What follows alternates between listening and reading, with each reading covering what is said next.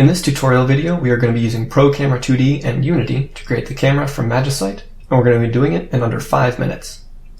If you haven't played Magicite before, the camera is set up to where when you move the mouse, the camera will look the direction the mouse is moving, and as your character moves left to right or jumps up and down, the camera will follow him.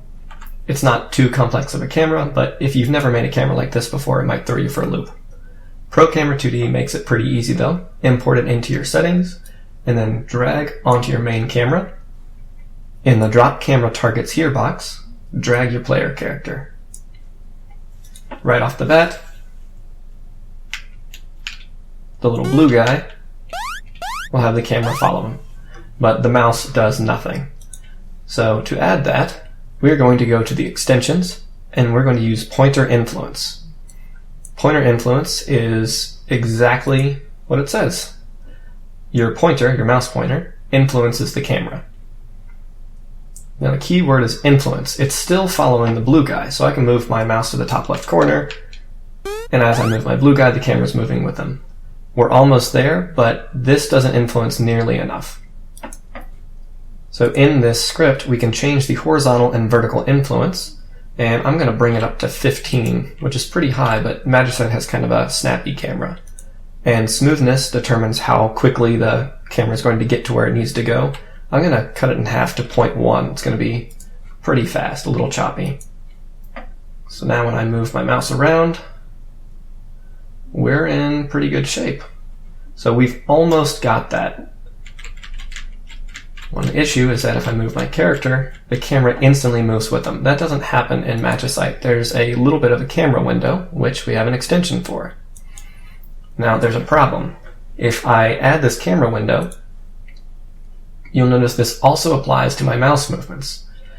If you look up in the scene view, you can actually see the camera moving around, and it will not influence the camera until it hits that red box. This is not what we want. To fix this, go to the camera window script and just bring this down. And I'm going to bring it down to 0.05. It's going to be very small because we want the mouse to influence the camera almost immediately. So now this looks a bit better. Now it's a little choppy. I might want to increase the smoothness. You would play around with the settings to get it to feel right, but now my character can move a little bit before the camera starts moving, so it's a little less jarring. And when I'm down here, I can actually move the camera down, and I can see the ground, which is what you would do in Magicite. And that was pretty easy. There's the camera from Magicite. I hope you enjoyed this quick tutorial, and I hope it helps you get started creating your own game. All of the assets I used are completely free. They're created by Kenny, and there's a link to his website in the description. If you're interested in some free knowledge, there are 2 YouTubers I would highly recommend, James and Sebastian. They're both very good, very talented. James is probably better for a beginner. He can take you from the beginning to the end of a project, like a 2D platformer or a 2D RPG or an endless runner. And Sebastian is a little bit more complex, but he can really open your eyes as to what is possible with Unity, and some of the stuff he does could be a game in of itself. I highly recommend both of them. Again, the asset that I used for this video was ProCamera2D, and it can be located on the asset store, and there's a link in the description.